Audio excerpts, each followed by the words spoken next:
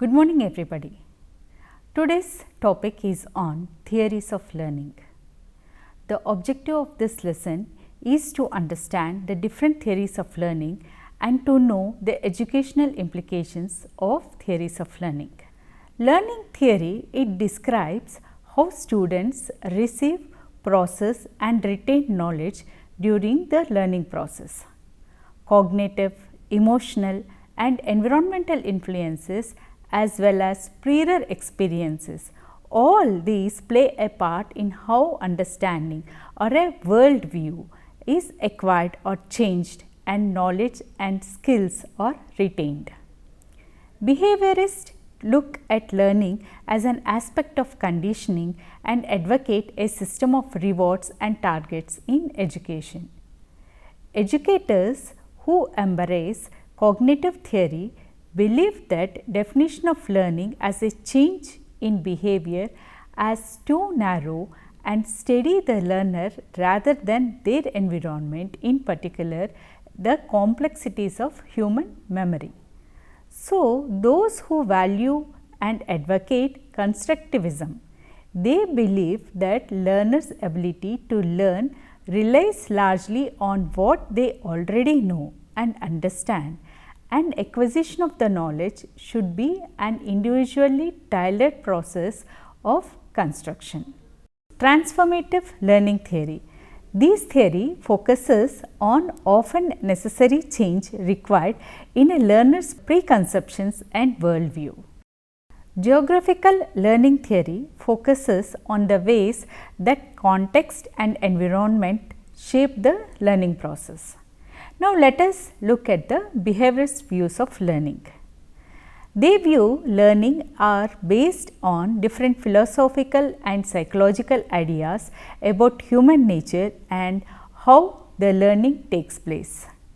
Educators work on the basis of various theories of learning. It includes first of all the behaviorism. It is one of the most dominant of modern theories of learning. The behaviorist view is quite comprehensive and includes a variety of thoughts, but all these thoughts suggest a common approach to learning in terms of the development of connections and between the stimuli received and the responses which are displayed by the organisms or the learners. After conducting many laboratory experiments with the animals, behaviorists concluded that learning is a process by which stimulus and response bonds are established when successfully this response and immediately the frequently following the stimulus. That means, when a response follows the stimulus, then a learning has occurred. They assume that the people are similar to the machines and considered irrelevant to any reference to the role of mind. So, the most basic of behavioral research has been conducted on animals. The application of these research studies, however, relate to a wide range of human behavior. In this context, we can summarize the major principles of theories to the key behaviorists like Thorndike, Pavlov and Skinner. These theories have most influence upon the development of the theory of design. According to the behavioral theories, learning is viewed as an ability to perform a new behavior which is established as goals. There is an effort to create conditions which will enable the learners to demonstrate these behaviors. The early behaviorists like Thorndike has put forward three main laws of learning: the law of effect, the law of readiness and the law of exercise. The law of effect, it stresses the importance of effect of stimulus response, that is the SR theory, and satisfying results reinforce the response while inadequate results weaken it. Reward and punishment are therefore an important ingredients of learning. The law of readiness. Law of readiness indicates the learner's willingness to make the connection, while the law of exercise is related to strengthening of the connection through practice. Now, let us see an educational implications for this behaviorist approach of learning. The behaviorist approach to learning has greatly influenced the modern educational practices. Behaviorists have conceived teaching as a manipulation of the environment in order to produce the desired behavioral changes in the learners and thus make education a more effective practice. They suggest that adoption of 3 principles towards learning or making a teaching learning transaction to yield a better or good results. The knowledge of the results and use of positive reinforcement, minimum delay in the reinforcement and elaboration of complex behavior by dividing the learning into a series of small steps. One of the major contribution of behaviorists to education is their emphasis on defining the objectives in behavioral terms. They have stressed the need for stating objectives in the form of overt behavior, which can be observed and measured.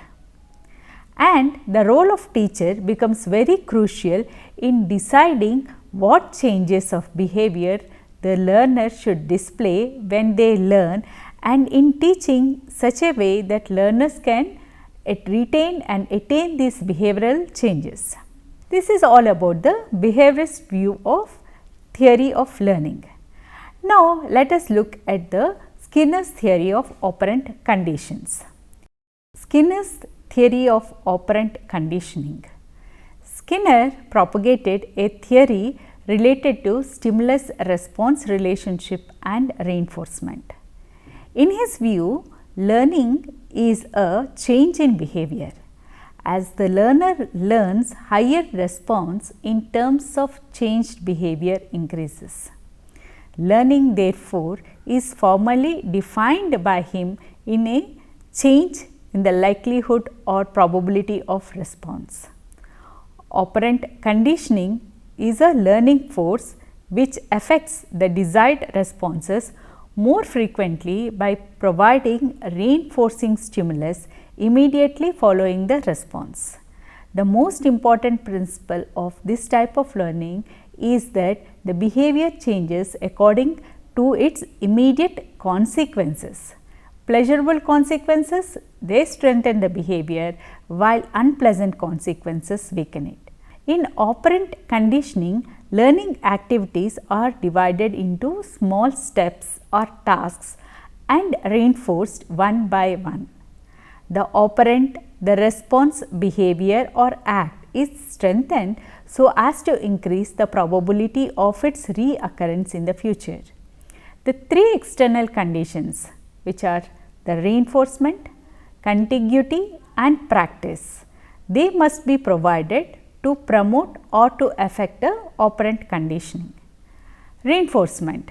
The most important aspect of Skinner's theory of learning relates to the role of environment. An organized learner is presented with a particular stimulus, which can be a reinforcer, and after it makes a response. In a given situation, the organized learner will tend to repeat the response for which he is reinforced. And Skinner made a distinction between a positive and negative reinforcement. Positive reinforcement is a stimulus which increases the probability of desired responses. Usually, the positive reinforcement can be a reward, a prize or smile or some of these like examples for positive reinforcement. In negative reinforcement, the desired behavior is more likely to occur if such stimulus or reinforcement is removed. Thus, a negative reinforces, which can be a negative reward, that can be an avoidance of which gives us a relief from an unpleasant state of affairs. Skinner did not equate negative reinforcement with a punishment. So, let us look at the educational implications for operant conditioning. The basic implication for operant conditioning for instructional activities is their dependence on observable behavior. For Skinner, reinforcement facilitates learning. Further, he thinks that the most effective control on human learning, it requires an instrumental aids. Broadly, Skinner's theory has made contributions to the practice of education. Let us look at those contributions. First one is the teaching machines. Teaching machines, in sense of systematic approaches to teaching with the help of machines, it deserves attention as they have a strong influence on distance education both in theory and practice. In this method, the machines present the individual learners with a series of questions to be answered and the problems to be solved or exercises to be done. In addition, they provide automatic feedback to the learners. Teaching through machines or electronic gadgets encourages the learner to take an active part in the instructional process. The use of machines as a teaching devices has many advantages. The first advantage is that the right answers are immediately reinforced.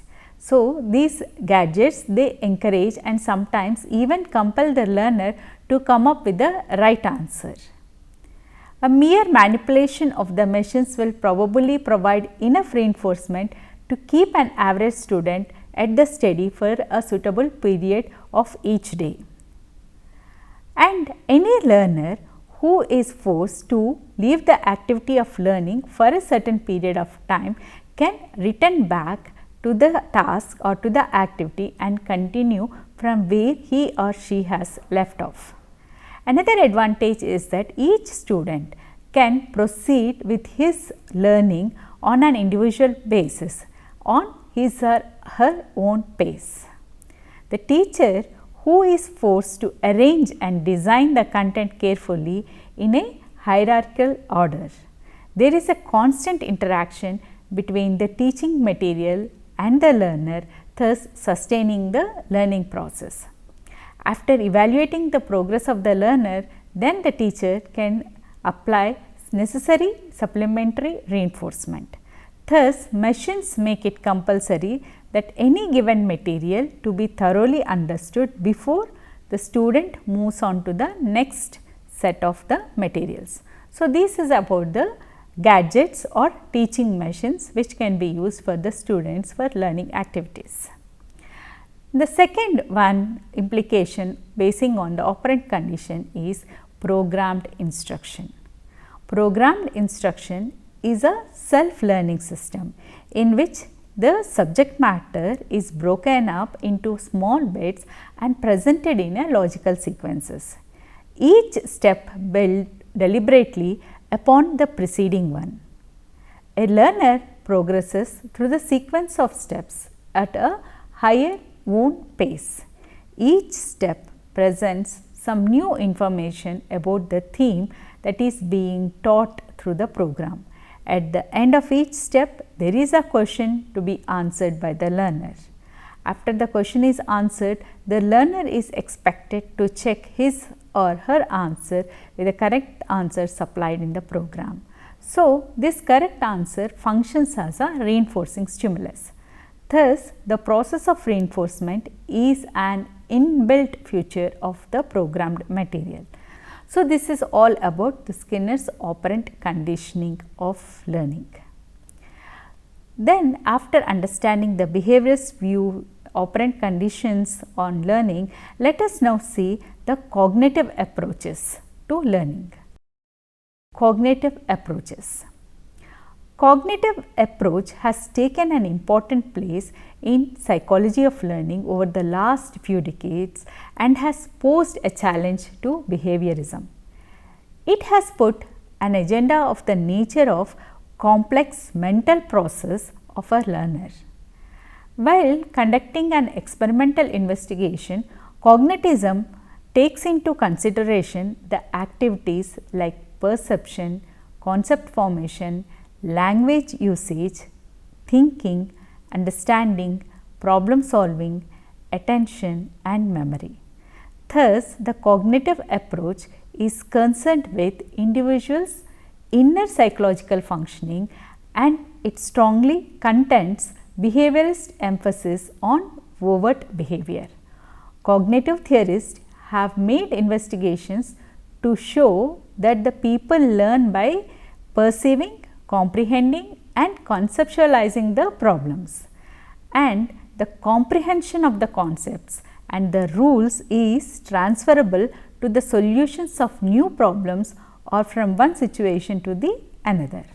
The cognitivist is arguing that people grasp things as a whole and therefore opposing the behavioristic approach to teaching, which employs drills to memorize the information. Cognitivists believe that learning is a question of both insight information and of successful problem solving and not a mechanical sequence of stimulus and response. And so, teaching according to them, it should encourage understanding basing on the problem solving and insight formation. Information processing.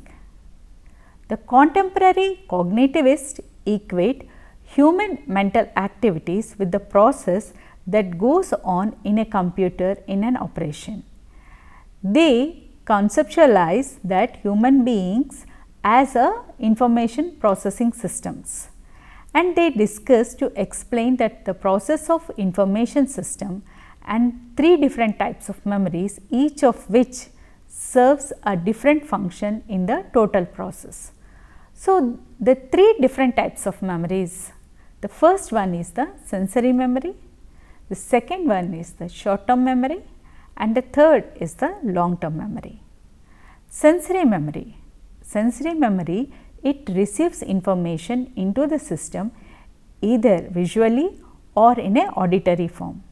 This type of memory refers to active mental process by which the knowledge can be coded or represented. Short term memory. Short term memory, it refers to the process by which knowledge is organized, stored and accessed. The long term memory. Long term memory, it refers to the mental process by which information is integrated in a previously stored information in the short term memory. When an average person speaks of something being learned, the implication is that the knowledge has put into the long term memory. And one of the most important aspect of this long term memory is that it can be consciously controlled. The information processing, it is a psychological activity consisting of information being received by the senses and information items being selected and passed on to the short term memory, where this encoding process and transfer them to the long term memory. The long term memory provides a store from where the information can be retrieved in order to make a responsible or responsive learning to happen. To begin with, the individual is seen as having an active relationship with the environment. Here the intentions, the goals and the things of alternative strategies to achieve these goals are all placed in the memory, and thinking is essentially a purposive activity. So, this is about the cognitive approach. Now, let us look at the educational implications for this approach of learning. So, what is the contribution for this school of thought of educational practices? Cognitive psychologists, they have investigated that complex mental behaviors in a scientific way, and their views are becoming increasingly important in their application to the education and instruction. The major emphasis of this approach is on how to design the educational activities in order to promote the cognitive learning. So, we will see the educational implications of this approach. The most important aspect for cognitive approach to education relates to promoting retention of knowledge acquired through the learning. So, this is all about the cognitive approach of learning. Now, let us look at the Bruner's discovery learning. Bruner's discovery learning. Bruner, he is a proponent of cognitive learning and a developmental psychologist who is primarily interested in development of mental abilities. His approach to psychology is eclectic. He looks at human beings as information processors, thinkers, creators, and treats learners as a reactive organisms. So, in order to achieve this learning or information, he sees that the individual or organism should actively select, structure, retain and transform whatever has been learned to achieve the goals. Bruner suggests that people have primary needs other than the animal drives, and one of these might be called as curiosity, which keeps the organism active even in an absence of organic states of tension. Accordingly, Bruner thinks that learning as a goal directed activity which is satisfying this drive of curiosity and answers the curiosity of the learner. Learning as a cognitive process, he describes that learning as a problem solver. That means one who interacts with the environment to test the hypothesis and then develop the generalizations. The goal of education, according to Bruner, should be a cognitive development, and the content of learning should foster this development of problem solving skills through process of inquiry and discovery. In Bruner's view, the cognitive process, it encloses three simultaneous processes. First one is acquisition of new knowledge or information. After acquiring the information, it is transformation of acquired information and then checking the adequacy of new knowledge. The modes of cognitive development are described by Bruner in terms of three hierarchical levels or modes. The first mode is called enactive. It is representation of knowledge through actions. For example, a child who inactively knows how to ride a bicycle may not be able to describe that procedure. And the second mode is called iconic. It is based on the internal imagery. The knowledge is represented by a set of images, graphs, drawings that stand for a concept but do not fully define it. The third and the most advanced mode is the symbolic representation. That means use of words or any other symbols to describe a concept or an experience. Symbolic representation is based on abstract, arbitrary and more flexible system of thought. At this stage, language becomes more important as a medium of both reception and expression of ideas.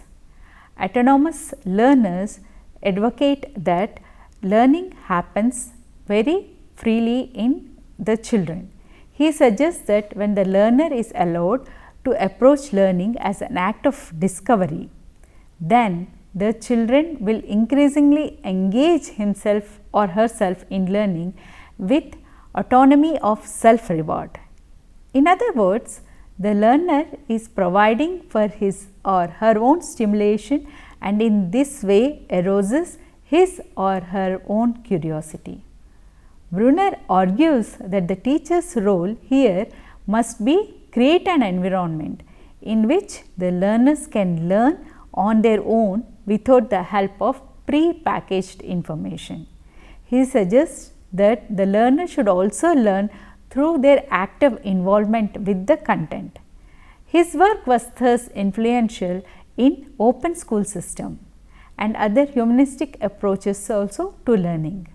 The most important goal of education here is that the teachers should value learning for its own sake and enable the students to acquire them in their own knowledge they require or according to their need. So, Bruner's learning should be a flexible, exploratory, and the institutions should arouse the learner's curiosity, which will minimize the risk of failure and make activities relevant to them. Bruner's theory of instruction, he defines learning as a process in which the learner achieves the instructional objectives with little or no help from the teacher.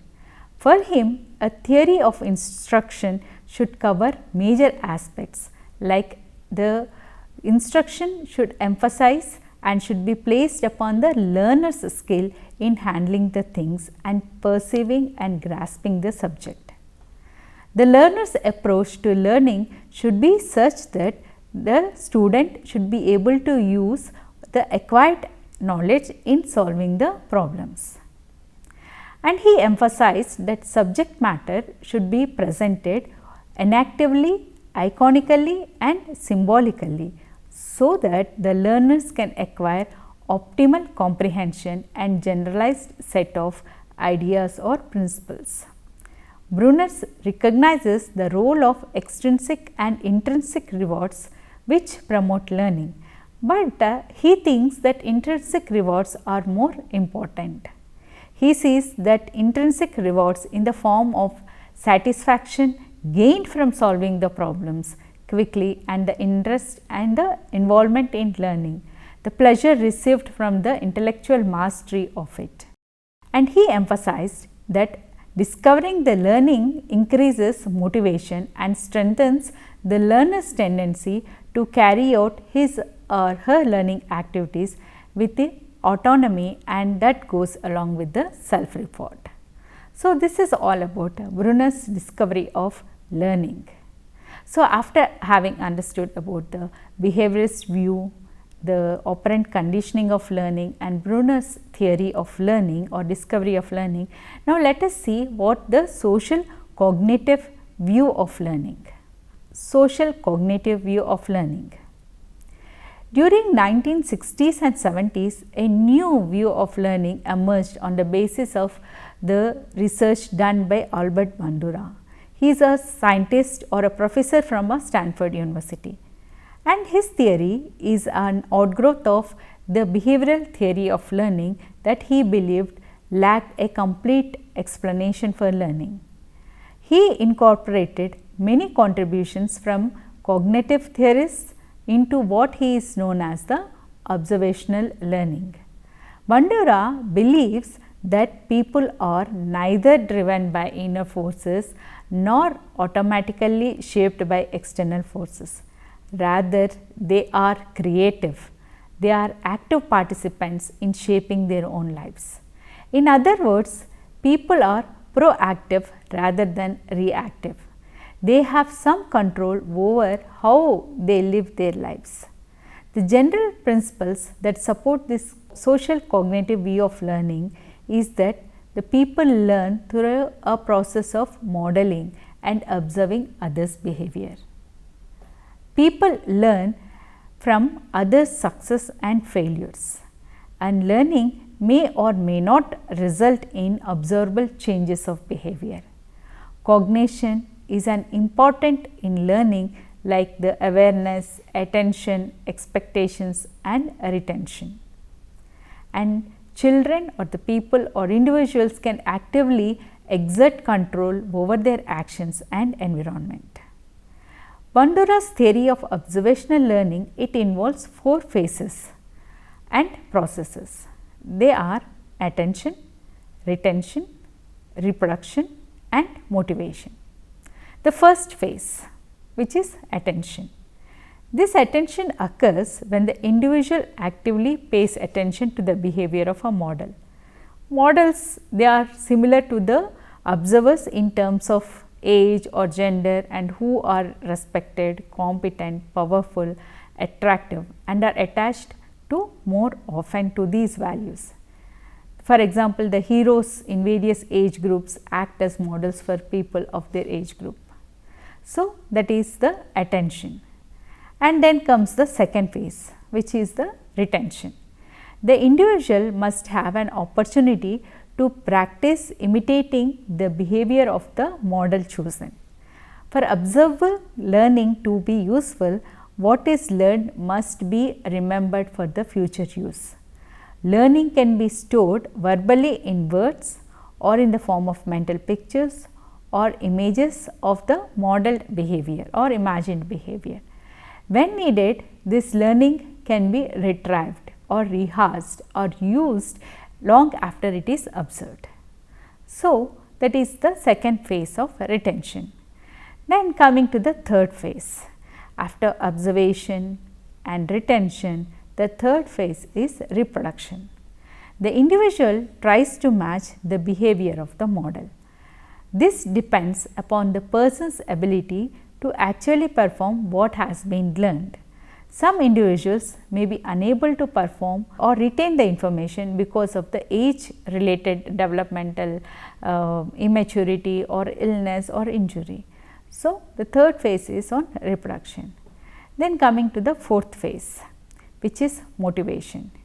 Motivation in the individuals finds satisfying reasons to imitate the behavior of the model. Motivation has two aspects. The first one is the expectation that acting like the model in certain situations will result in reinforcement similar to that received by the model. And the second aspect of motivation is that it serves to motivate a person to use or perform what has been learned. For example, a teacher's smile or a verbal reinforcement are very important here for motivation for the learner to perform the action. So, Bandura's social cognitive theory, it states that people learn observing others in social setting. By observing others, people will develop skills, they learn social rules, they will have knowledge, they know about the norms, they develop beliefs and attitudes. They observe which behavior are useful and appropriate and is valued by the society and which are not valued by the society. Social cognitive theory, it says that people learn most efficiently from observing others, their behavior and less from the consequences of the behavior. In other words, this theory states that people learn primarily by observing the success and failures of others. It is important to distinguish between learning by observation and the act of imitation. Learning may or may not include imitating the observed behavior. Now, let us try to summarize the theories of learning. Learning theories can be seen as a set of principles which explain how people acquire, process and attain new knowledge. Studying these theories will help for a better understanding of the intricacies of how human beings learn. So, basically we have seen behaviorism, cognitivism and constructivism. These are the major guidelines or educational tools. For example, the teacher can choose any of these teaching styles, the tools and techniques and strategies for creating a motivating learning environment.